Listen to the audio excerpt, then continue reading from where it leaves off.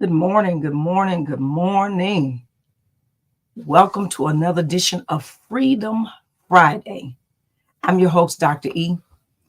We're back in the saddle again. I am so glad that you have joined me this morning on this platform. And so we are so excited about what God's doing in the midst of all of us. There we go. All right. One of my devices was not queued up. There we go. Good morning, good morning, good morning. Welcome to another edition of Freedom Friday. I'm your host, Dr. E. I am here this morning on this platform to help us grow. Uh, Today, we're talking about, are you growing? So before we get started, I need for you to like, share, and tag someone in this video. Let them know that we are live for another edition of Freedom Friday. We're going to be using this morning the book Celebration of Discipline. We're going to be using this book the whole month of, right here, there we go. We're going to be using this book the whole month of April. Celebration of Easter. No, sorry, Easter.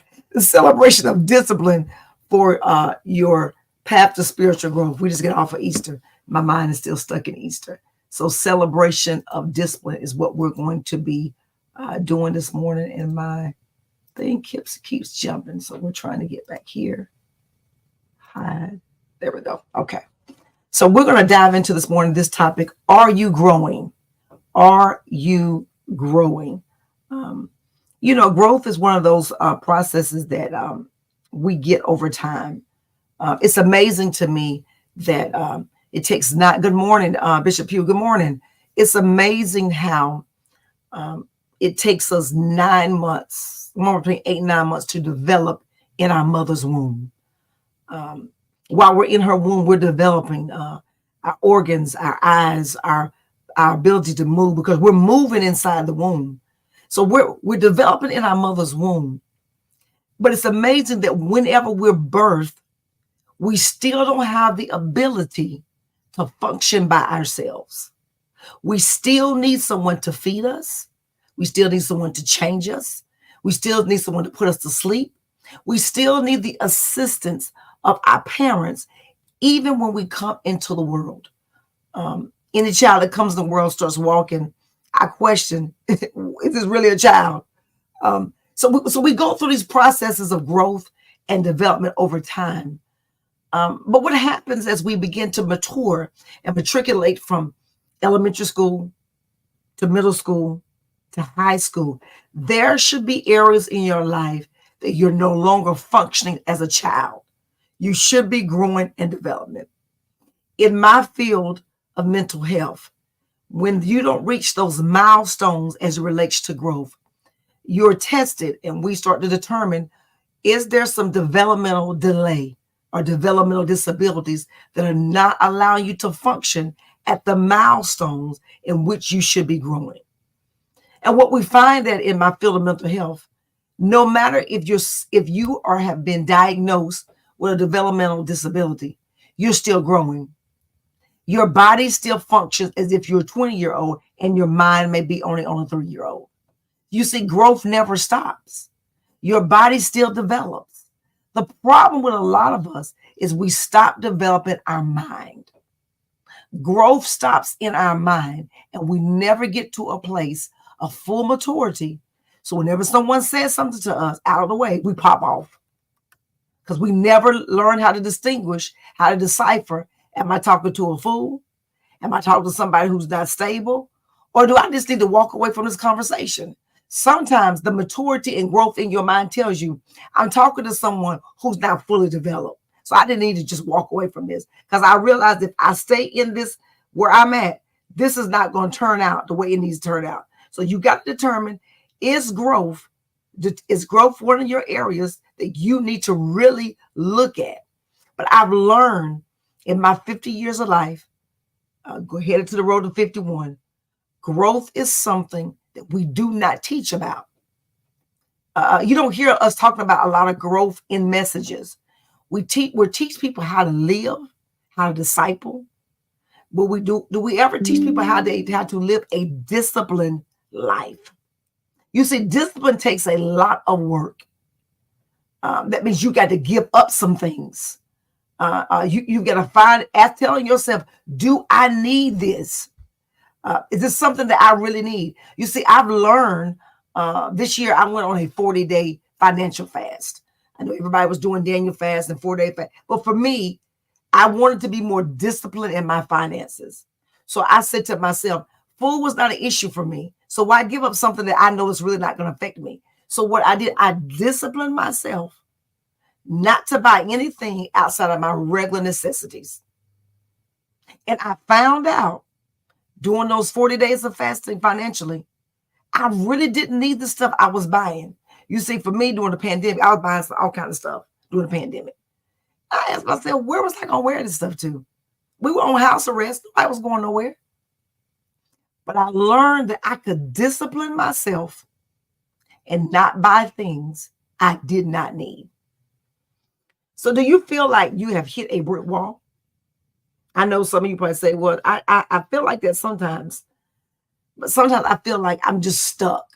You know, you get stuck sometimes. You know, you don't know where to go. You don't know what direction to go in.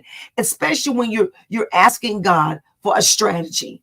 You're asking God to give you a growth mindset. When you're asking God to discipline you in your decision making. You're asking God to discipline you in the circle of people you should be associated with. You see, sometimes it's not discernment that you need. You need discipline. Sometimes you have the wrong people around you. If you associate yourself with people who are not growing, who don't have the same like-mindedness as you, you're going to find yourself the smartest one in the group. And nobody wants to be the smartest one in the group. I need people in my life that's going to hold me accountable, that's going to tell me when I'm wrong, but yet in the same direction, that's going to pray for me to help me get to a place where I can be more disciplined. Sometimes it's not about discernment. It's about discipline.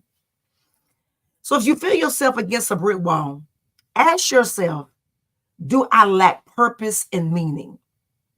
Feeling a sense of emptiness and purposeless or lack of meaning in life can be a sign that one is not experiencing spiritual growth.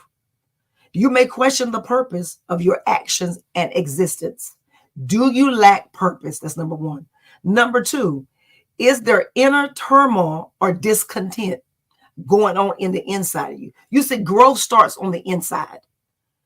It amazes me how we can call people out by what we see, but we're not judging the character of a person by what is on the inward person of them. You see, what you are or who you are, you begin to speak it out. You'll spew it out. So if you're a toxic person, you're going to have toxic conversation.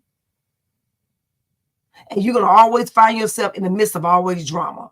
I'm a drama-free person. I don't like drama, and I don't like toxic people. So if you're going to come to me with some mess, I'm going to tell you, first of all, I don't want to be involved in that. That has nothing to do with me. So find yourself in a place that you mature in your mind, that you're always not gravitating toward gossip and drama. So sometimes there's a discontent on the inside of you. So you gravitate to the wrong thing, and you find yourself asking, how did I get here? So number two, are you experiencing inner turmoil, restlessness, or discontent? Despite external successes or achievements, can indicate a disconnect between your spiritual values and your current state of being. You need to assess your spiritual values. Now, I know there's a lot of stuff out here on social media. People are talking about deconstructing the gospel, and we're talking about the word of God is not relevant. It's a lot of stuff I hear. But what I tell people all the time, you find the word of God and ask the Lord to help you tailor it to your life.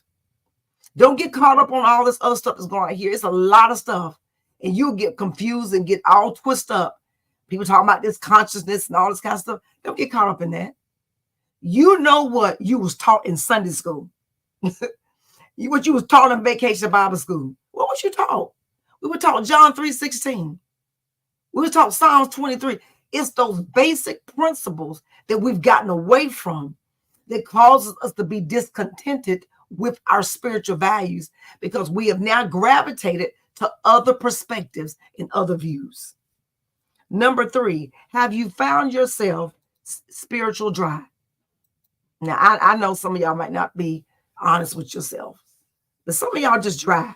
I mean, you just stagnant, and you seem to appear that you're okay where you are. But whenever you find yourself in a dry, stagnant place, spiritually, you're uninspired. Your prayer life is just nowhere. You lack the ability to meditate. You have no spiritual practices or discipline in your life.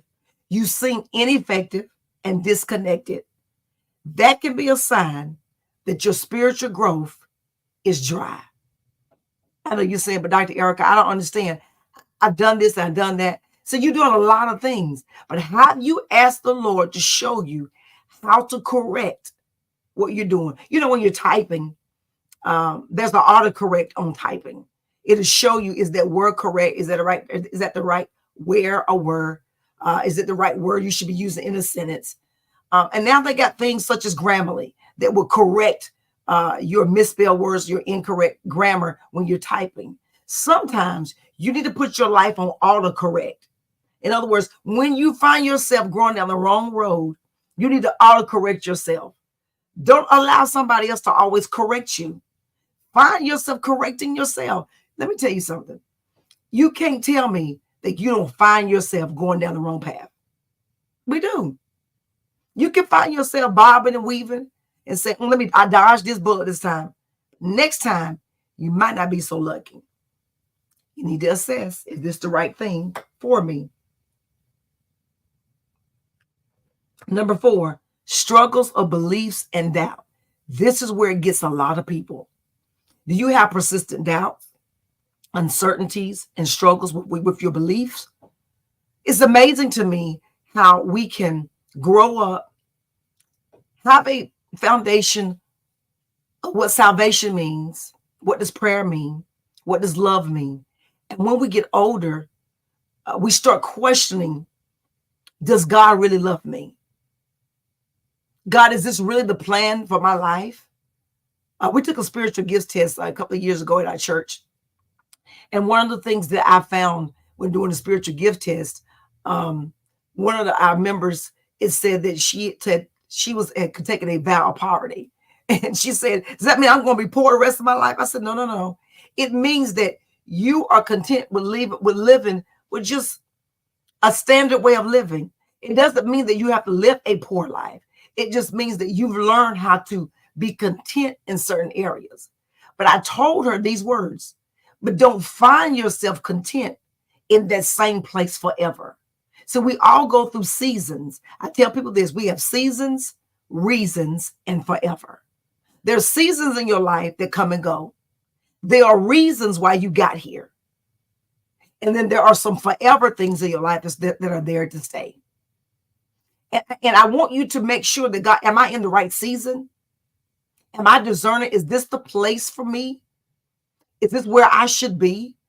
God has graced me to go on many platforms to do a lot of things. I know a lot of people say, Dr. Eric, I don't see a lot of time when you post where you go, what you do.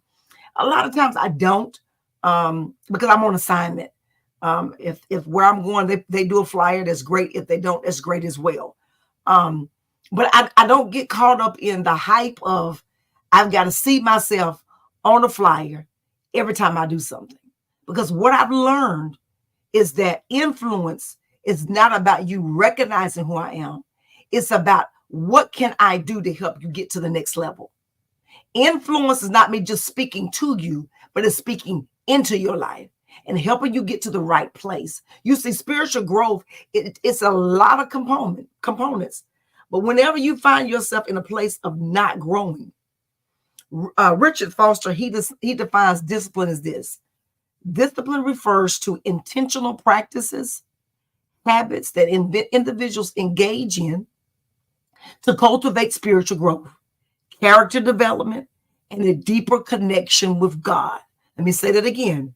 Discipline refers to intentional practices, habits that individuals engage in to cultivate growth, character development, and a deeper connection with God.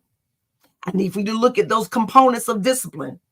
It's intentional practices. Are you intentional about your spiritual growth? Are there habits that you need to break? You need to engage and cultivate your growth. You need to have people around you that push you to grow, that push you to your next level. Yeah, I have, it's three of us, a total of four makes me, that we hold each other accountable.